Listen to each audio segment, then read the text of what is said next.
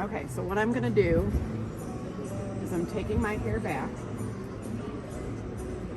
I'm just gonna twist it into a simple twister bun.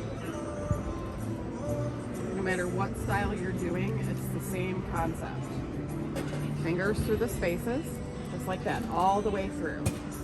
Then when you come up, you don't want to go right for here. You got to get the hair on the side like this, and I'm literally brushing my scalp with the teeth of the comb, just like that.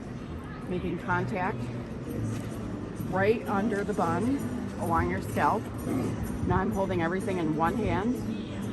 Other hand, I'm going to stretch it way out, all the way out like this.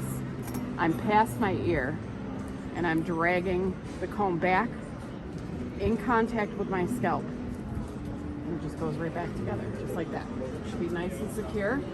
If it's too tight, pull the teeth out, but let them go back. Out, shake it a little bit, let them go back. And that should help.